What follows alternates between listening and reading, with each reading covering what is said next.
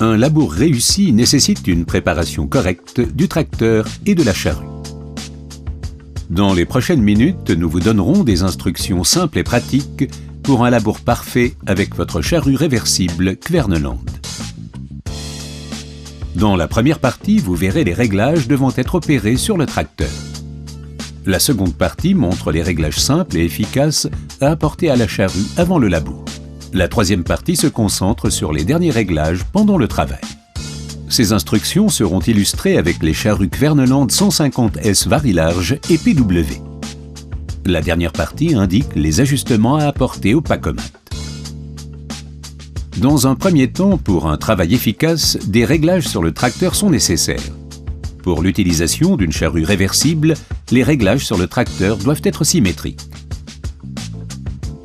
Le réglage de la voie avant et arrière du tracteur est primordial pour le réglage de la largeur de travail du premier corps. Assurez-vous que la voie arrière reste dans les limites indiquées dans le manuel d'instruction fourni avec la charrue. La voie avant doit quant à elle être de 0 à 10 cm plus large que la voie arrière. Pour garantir un premier sillon uniforme, l'intérieur de la roue arrière doit toujours être en contact avec la muraille. La pression des pneus doit être vérifiée. Elle doit être identique sur un même essieu. Cette pression doit être en accord avec les recommandations du fabricant pour garantir la meilleure stabilité pour une traction optimale. La ligne centrale indique que le tracteur travaille avec le même angle dans les deux directions. Si la pression des pneus est différente, le tracteur et la charrue pencheront d'un côté, comme montré ici, affectant ainsi la qualité du labour. Les chandelles doivent être réglées à la même longueur. Le meilleur moyen de contrôler est de mesurer. Maintenant, sur la charrue. Des réglages peuvent être réalisés avant d'aller au champ. Vérifiez d'abord que la barre d'attelage est centrée par rapport à la tête. Tracteur et charrue sont connectés par un troisième point. Pour vous assurer que la charrue suit le tracteur correctement, il est important que la barre d'attelage soit à la bonne longueur. La ligne de traction doit se croiser juste derrière le train avant. Si la barre d'attelage est trop courte, les bras seront presque parallèles et la charrue ne sera pas stable par rapport au tracteur.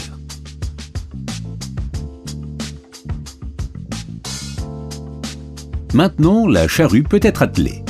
Pour les charrues à sécurité non-stop, les lames sont pré-réglées à une longueur de 70 cm. Vérifiez la distance entre les deux axes de fixation. Pour cela, vous pouvez utiliser la longue clé munie de repères et effectuer les réglages si nécessaire.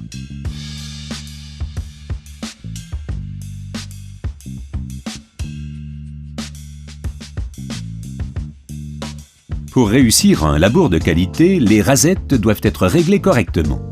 Nous recommandons une profondeur de travail de 2 à 5 cm. Il est important que toutes les rasettes soient ajustées uniformément.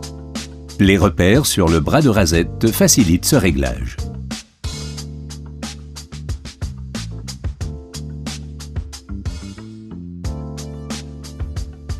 Pour garantir une muraille propre, le coutre circulaire doit être positionné à 1 ou 2 cm de plus que la largeur du sillon. Positionnez le coutre circulaire et vérifiez.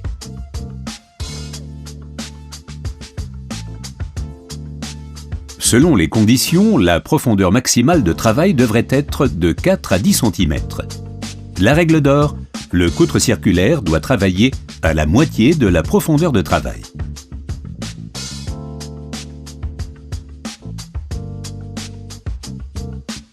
La charrue est maintenant prête pour le labour. Des réglages supplémentaires doivent être réalisés au champ. Vérifiez d'abord la profondeur de travail. Labourez sur une distance de 10 mètres seulement et mesurez la profondeur de travail.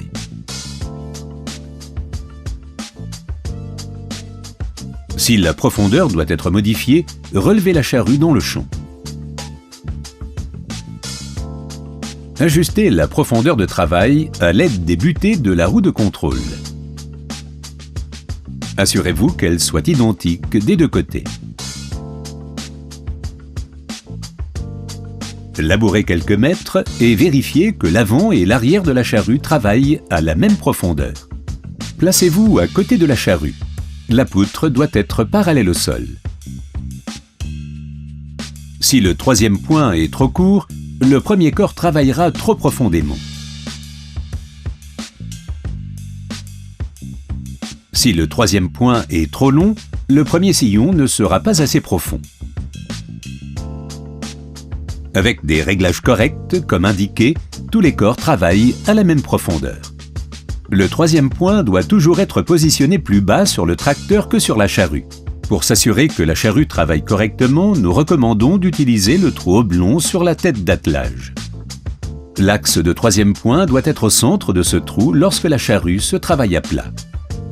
Pour s'assurer que la charrue travaille à la perpendiculaire et ce dans les deux sens, placez-vous derrière la charrue et vérifiez qu'elle soit à 90 degrés par rapport au sol. Si la charrue n'est pas parfaitement verticale et penche côté labour, le premier sillon sera trop large et trop profond. La pénétration s'en trouvera limitée.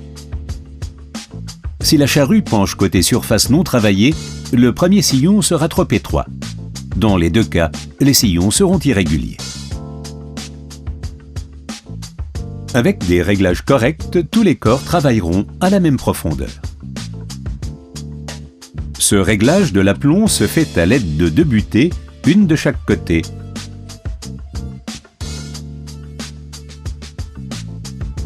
Enfin, réglez la largeur du premier corps. Elle doit être identique à la largeur indiquée par le système vari-large.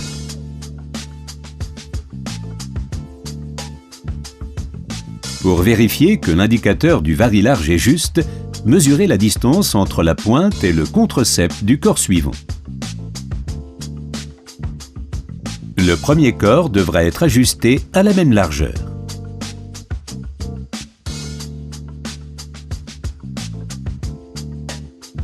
Cette correction peut être faite par un réglage mécanique ou hydraulique du premier corps. Pour s'assurer que le résultat souhaité est atteint, mesurez une distance de 3 mètres. Marquez cette distance sur la partie non labourée. Labourez, passez ce marquage et mesurez la partie retournée. La différence entre ces deux mesures vous donnera la véritable largeur de travail. Le vari-large Kverneland permet de modifier la largeur de travail tout en labourant. La charrue semi-portée PW et les charrues Kverneland réversibles portées ont des réglages identiques. Néanmoins, pour une charrue de plus grande capacité, des réglages supplémentaires sont nécessaires. Commencez par mesurer la profondeur de travail. Pour pouvoir changer la profondeur de travail, la charrue doit être relevée. Tout d'abord, ajustez les deux butées de la roue arrière. La charrue PW étant semi sur chariot, la profondeur de la charrue avant doit aussi être vérifiée. Il suffit d'enlever ou d'ajouter des cales d'épaisseur sur le vérin de levage. Maintenant, vous pouvez vérifier si la charrue est correctement réglée. La poutre doit être parallèle au sol. La prochaine étape est la vérification de l'aplomb de la charrue. Placez-vous derrière la charrue et assurez-vous qu'elle soit perpendiculaire au sol. Les conséquences d'un aplomb incorrect ont été expliquées dans la partie des charrues réversibles portées. Comme le réglage de profondeur, l'aplomb doit être réglé devant et derrière. La partie arrière étant une charrue réversible portée, le réglage se fait avec les tirants droit et gauche. Sur la partie avant, le réglage se fait sur les deux vérins de retournement. Ajoutez ou enlevez des cales. L'étape suivante est le réglage de la largeur de travail. Cette charrue PW est équipée du système vari-large. Commandé depuis la cabine du tracteur, le vari-large vous permet de changer la largeur de travail en fonction des différentes conditions de sol. Vérifiez que l'indicateur du vari-large est juste. Pour cela, mesurez la distance entre la pointe et le contreceps du corps suivant et comparez. Maintenant que vous avez choisi votre largeur de travail, la prise de première raie doit être réglée. Le premier corps de la charrue arrière doit être réglé comme expliqué précédemment pour les charrues réversibles portées.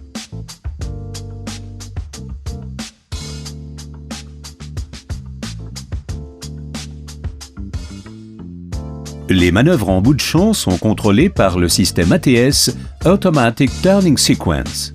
Il suffit de lever les bras de relevage du tracteur, puis d'appuyer 3 fois sur le bouton Start de l'ATS.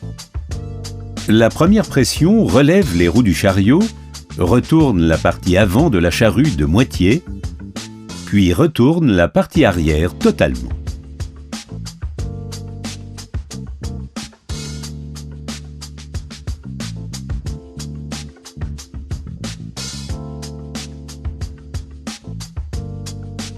La seconde pression termine le retournement de la partie avant.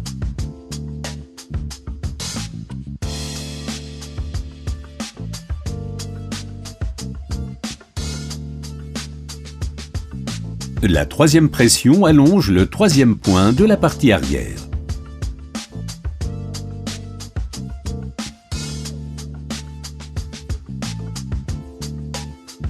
Le Pacomat est un équipement intégré à la charrue.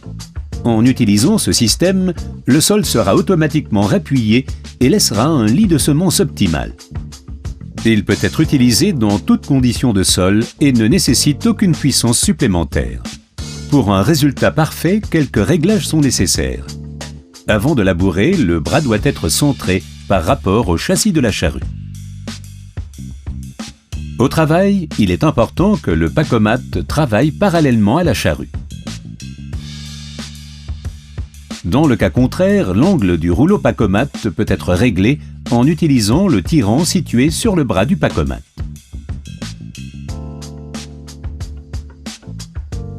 Le dernier réglage est de vérifier la profondeur de travail ou la pression sur le Pacomat. Si cette pression est trop importante ou trop faible, le résultat ne sera pas parfait. Il suffit alors de la corriger via la manivelle. Le Pacomat est utilisé avec succès depuis plus de 20 ans. Les charrues Kverneland et leurs équipements sont faciles à régler et à utiliser. Ils sont conçus pour obtenir un travail parfait, un gain de temps important et une faible consommation de carburant.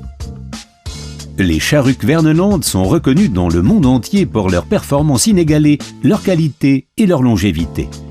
Nous vous conseillons d'utiliser les pièces d'origine Kverneland pour garantir cette performance année après année. Des réglages précis assurent un rendement optimal. En appliquant les principes de base de ce film, vous obtiendrez les meilleurs résultats avec votre charrue Kverneland. Passez une bonne journée.